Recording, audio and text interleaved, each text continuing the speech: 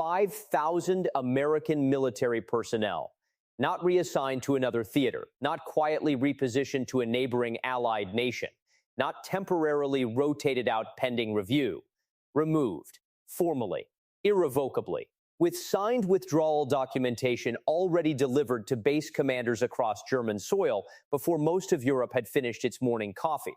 Donald Trump didn't hint at this. He didn't use it as a bargaining chip in front of cameras. He didn't let his advisors float it as a trial balloon to measure European reaction. He simply signed the order and made it real.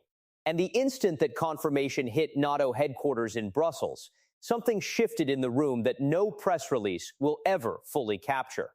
A senior alliance figure reportedly went completely silent for nearly a quarter of an hour, not because he was searching for words, because some moments sit so far outside the normal range of institutional crisis that language becomes temporarily useless. What just happened is not a policy adjustment. It is not a renegotiation opening move dressed up as action. 80 years of American military commitment to European security didn't evaporate this morning, but it cracked, visibly, publicly, and in a way that every adversary on the planet immediately noticed. Germany is reeling. The alliance is fractured. And if you think 5,000 is the final number, you have not been paying attention to how this administration operates. This is the opening move. Everything that follows will be larger. The moment you hear 5,000 troops, your brain does something natural. It converts that into a percentage. 35,000 American military personnel are stationed in Germany. 5,000 sounds like a fraction. Manageable, containable. The kind of number that gets described in diplomatic communiques as a modest recalibration of force posture. That framing is completely wrong, and understanding why requires understanding what these particular 5,000 people actually do inside the NATO command architecture. They are not a random cross-section of the American military presence in Germany. They are not the administrative staff, the logistics clerks, the base maintenance crews. The personnel being withdrawn are embedded inside the operational backbone of the most sophisticated military alliance ever assembled. Ramstein Air Base in Rhineland-Palatinate, sitting less than an hour's drive from the French border, is not simply a large American airfield. It is the central nervous system through which American military power projects across Europe, the Middle East, and significant portions of Africa simultaneously. Intelligence flows, drone command operations, rapid deployment coordination, logistics chains connecting American assets across an entire hemisphere. All of it runs through infrastructure that these 5,000 personnel help operate and sustain. Removing them is not subtraction, it is amputation. And the difference between those two things is that amputation doesn't heal on its own. The withdrawal documentation reached German base commanders at 7:14 in the morning, Washington time. By 7:52, the German Defense Ministry had independently verified the orders were genuine and that no communication error, no bureaucratic miscommunication, no unauthorized action had produced them. The orders were real, signed, legally binding. 38 minutes after that, Chancellor Friedrich Merz convened an emergency cabinet session, the third emergency cabinet the German government has called in 6 weeks. Pause on that for a moment. 3 emergency cabinets in 42 days.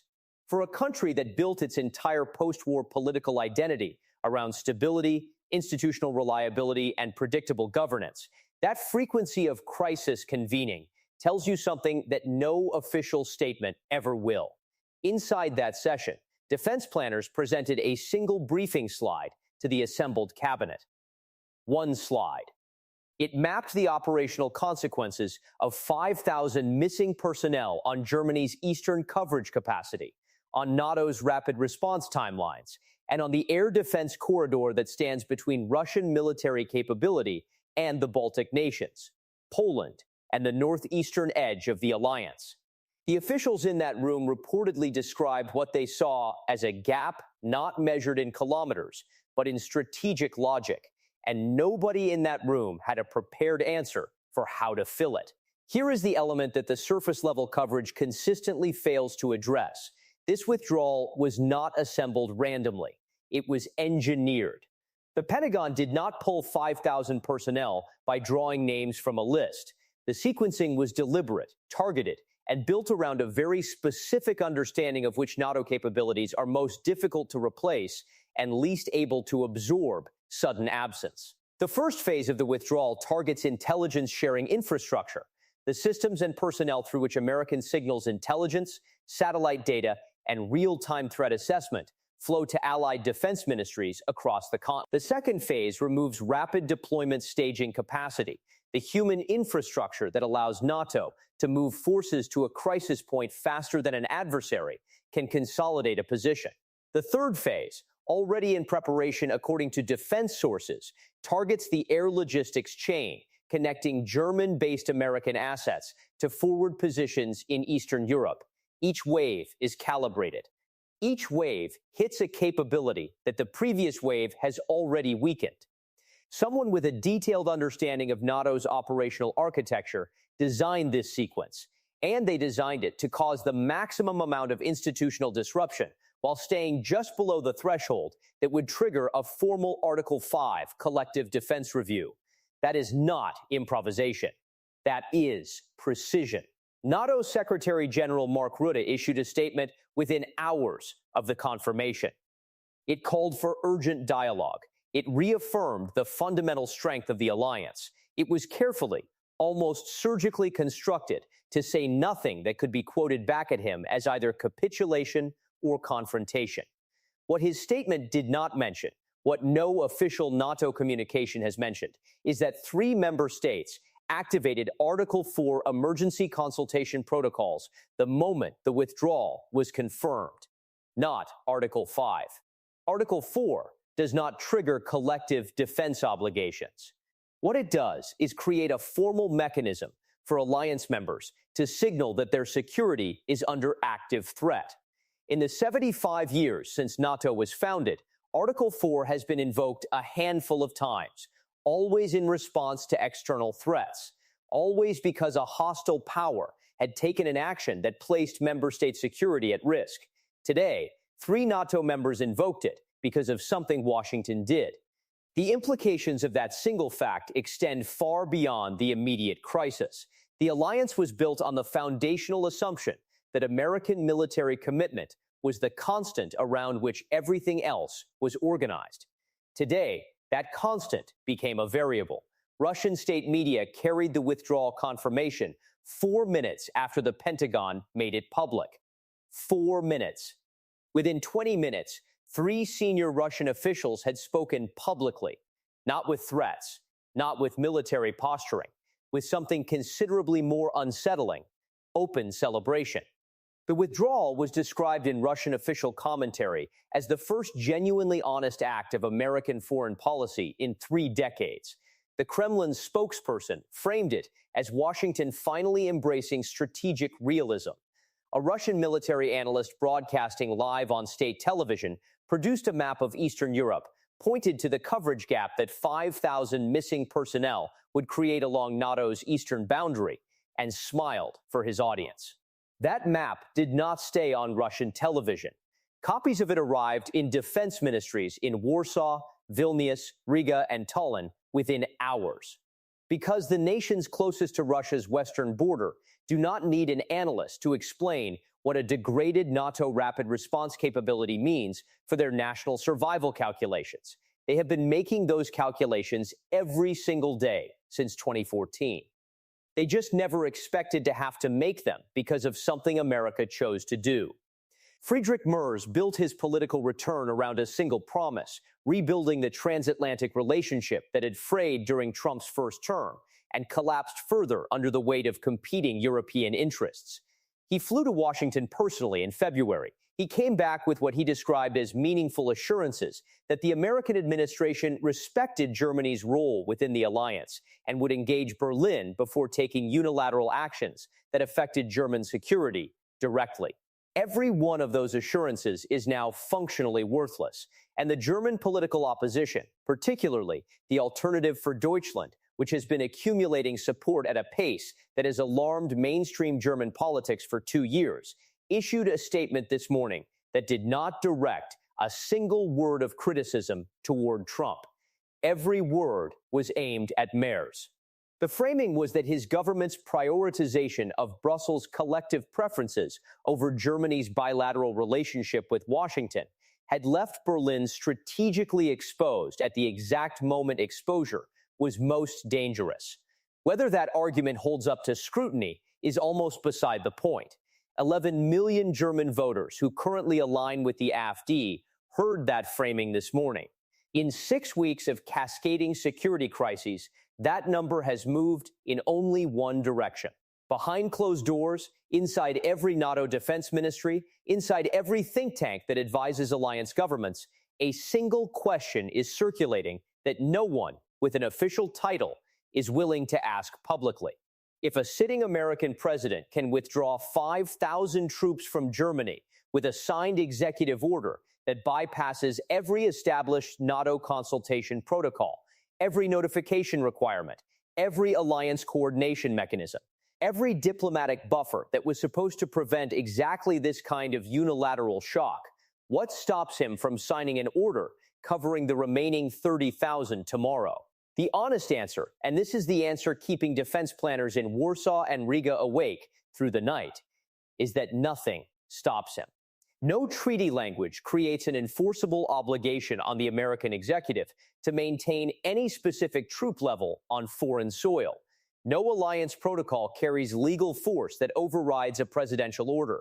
No diplomatic relationship has proven durable enough to survive contact with a Washington political calculation that has determined withdrawal serves American interests. 5,000 was not chosen arbitrarily.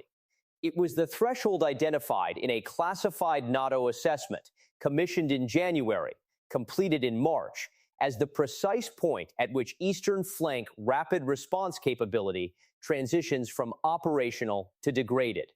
Trump's Pentagon had access to that assessment. They used it as a targeting document.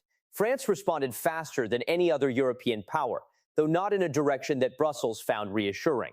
President Macron convened an emergency call at 10 in the morning Paris time, pulling in MERS, Polish Prime Minister Tusk, and the leaders of the 3 Baltic states simultaneously. 2 participants, speaking to separate publications without attribution, described the atmosphere as unlike anything since the opening weeks of the full-scale Ukraine invasion in 2022. Macron's reported opening that Europe had 48 hours to present a coherent, unified response before the narrative vacuum filled itself with something far more damaging, captured the urgency without providing the answer. Tusk's response captured something more important.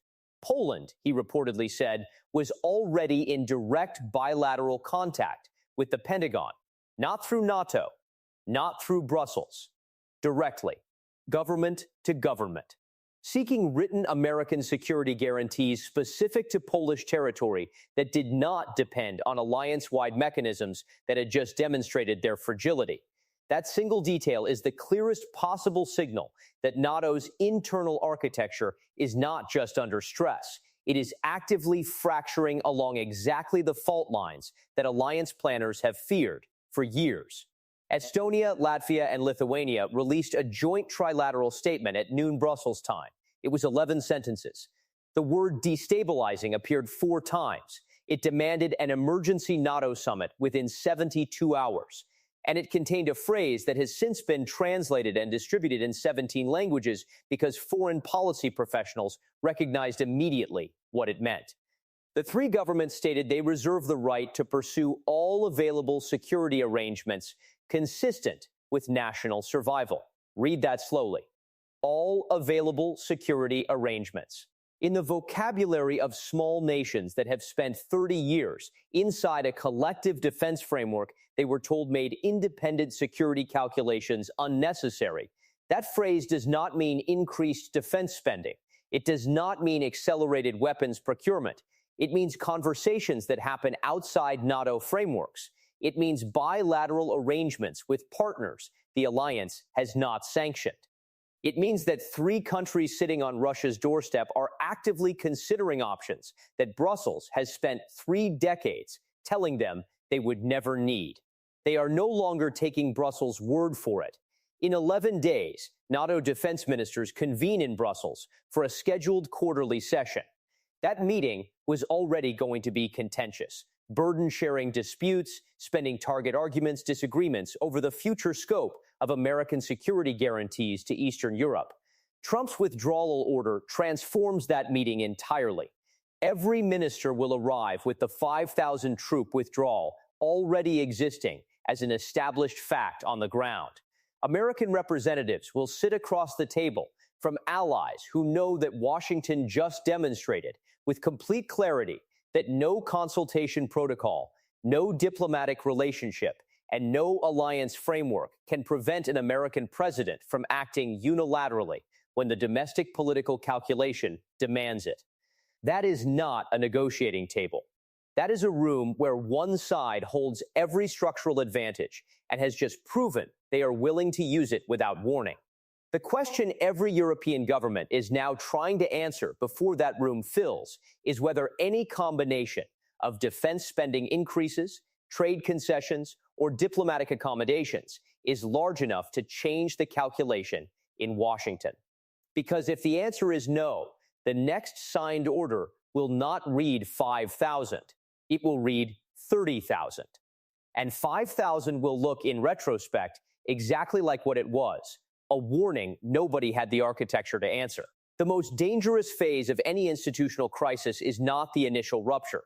It is the period immediately after, when every party that built their security assumptions around the institution that just cracked begins making private calculations about whether the institution is still worth defending. Poland is calling Washington directly.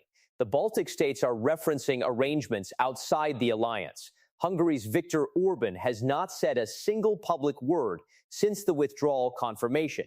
And in European geopolitics, Orban's silence is never neutral. It is strategic.